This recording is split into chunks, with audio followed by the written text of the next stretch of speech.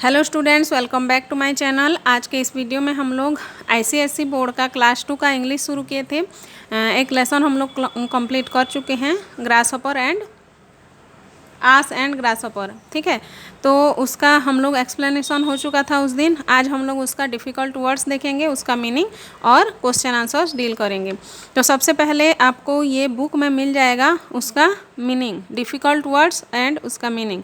ठीक है, तो सबसे पहले समझते हैं ग्रेजिंग। ग्रेजिंग इसको कैसे पढ़ेंगे? GRAZING। ग्रेजिंग मतलब क्या होता है? Eating grass. ईटिंग ग्रास मतलब घास को चरना, है ना। जैसे गाय बकरी लोग घास चरते हैं, उसको क्या बोलेंगे? ग्रेजिंग।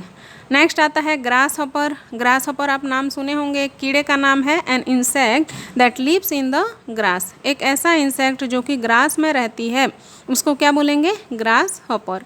नेक्स्ट आता है सैड। सैड मतलब नॉट हैप्पी।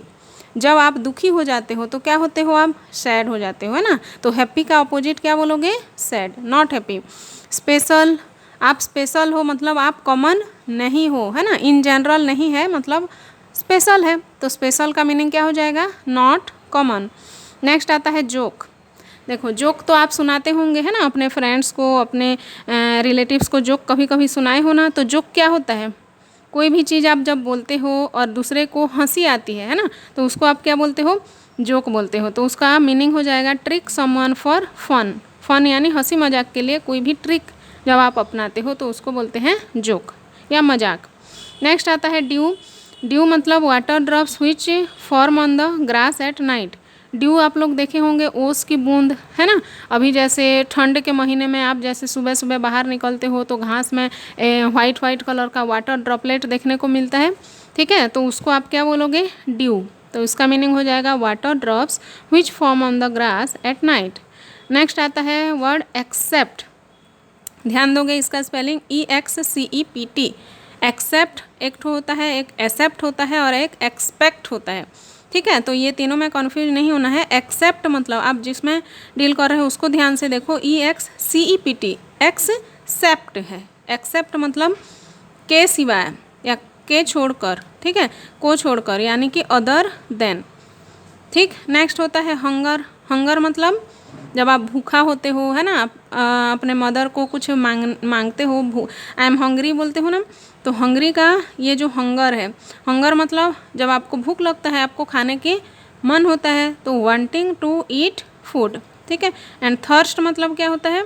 प्यासा। ठीक है, आपको जब पानी पीने की इच्छा होती है, वांटिंग टू ड्रिंक वाटर। ठीक, होप आप लोगों को समझ में आ गया होगा। ये है वर्ड मीनिंग। नेक्स्ट हम लोग अभी डील करेंगे क्वेश्चन आंसर। ओके स्टूडेंट्स, देखो यहाँ पर आपको क्वेश्चंस 5 क्वेश्चंस है, यहाँ पर आपको आंसर भी दिख रहा होगा। आप लोग कॉपी निकाल के इसको लिख भी सकते हो। ठीक है, पहला क्वेश्चन क्या दिया हुआ है? वेयर वाज द आस। आस कहाँ था? तो यहाँ पर कहाँ लिख दोगे? आस कहाँ पर था? फील्ड में था, तो the us was in the field. ठीक है, नेक्स्ट है how was the grasshopper singing. Grasshopper कैसे गाना गा रहा था? बताओ, ग्रासहॉपर कैसे गाना गा रहा था? बहुत अच्छे स्वर से गाना गा रहा था, है ना, जिसको कि देख के आस को सैड हो जाता है, आस सैड हो जाता है, आस दुखी हो जाता है ना। तो यहाँ पर क्या लिखोगे? The grasshopper was singing in a very sweet voice. ठीक है, नेक्स्ट है व्हाई वाज द आस सैड। अभी मैं बताई ना आस सैड क्यों होता है? ग्रासहॉपर के गाना को देख के, है ना। तो यहाँ लिख दोगे ass was said from the song. Next आता है what did the ass start living on. जब ग्रासहॉपर बताता है कि मैं ये चीज़ खाता हूँ, ठीक है, तो आस भी उसको स्टार्ट करता है। क्या चीज़ खाता है? The ass started living on the dew drops. Next और last question, what happened to the ass. जब ड्यू ड्रॉप्स खा के आस जीने लगता है, अपना जिंदगी जीवन यापन करने लगता है, तो लास्ट में क्या होता है? आस डाइड हो जाता है ना, मर जाता है। तो लिखोगे the us became thin and died of hunger and thirst. वो भूख और प्यास में आस क्या हो जाता है? थिन यानी दुबला हो जाता है, और आखिरी में क्या करता है? मर जाता है। ठीक है, अब आते हैं नेक्स्ट। ये आपके बुक में दिया हुआ है ट्रू फॉल्स। ठीक है, ट्रू फॉल्स आपको आसानी से आ जाना चाहिए। Right T if statement is true. अगर स्टेटमेंट ट्रू है तो आपको टी लिखना है, अगर स्टेटमेंट फॉल्स है तो एफ लिखना है। तो पढ़ते हैं स्टेटमेंट क्या है। The us was happy. Ass खुश था। खुश था क्या आस? खुश नहीं था, वो सैड था, है ना। कि क्यों सैड था? क्योंकि वो ग्रासहॉपर जैसे सिंग नहीं कर सकता है, इतना अच्छे स्वर से गाना नहीं गा सकता है, इसलिए वो सैड था ना। तो यहाँ पर हैप्पी लिखा हुआ है तो इसलिए फॉल्स हो जाएगा। फॉल्स है मतलब एफ लिखना है। नेक्स्ट है the grasshopper was sleeping. Grasshopper सो रहा था कि गाना गा रहा था? गाना गा रहा था, है ना। तो क्या लिखोगे यहाँ पर भी? फॉल्स। फॉल्स मतलब एफ लिख दोगे। नेक्स्ट है the ass had only dew. Ass dew खा के जी रहा था, ठीक है, तो यहाँ पर ट्रू आ जाएगा, टी लिख दोगे। नेक्स्ट है the grasshopper became thin. Grasshopper थोड़ी थीन हुआ भाई, ग्रासहॉपर उसको बताया कि मैं ड्यू खा के जीता हूँ। तो क्या कौन थीन होता है? आस थीन होता है ना। तो यहाँ भी फॉल्स स्टेटमेंट आएगा तो एफ लिखेंगे। नेक्स्ट है द आस बिकेम हंग्री।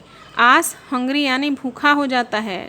सही बात है, आस तो हंग्री हो गया था, थर्स्टी हो गया था, इसलिए तो फिर वो दुबला हो गया और आखिरी में मर गया, है ना। तो ये भी ट्रू स्टेटमेंट है, तो यहाँ भी क्या लिखेंगे? टी लिखेंगे, ठीक है। अब ये नेक्स्ट क्वेश्चन है, हु सेड टू हुम।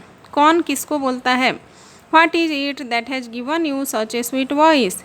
ये किसका स्टेटमेंट है? आस का स्टेटमेंट है, तो लिख देंगे आस सेड टू ग्रासहॉपर। नेक्स्ट है it is the due that I drink. ये कौन बोलता है? ग्रासहॉपर बोलता है।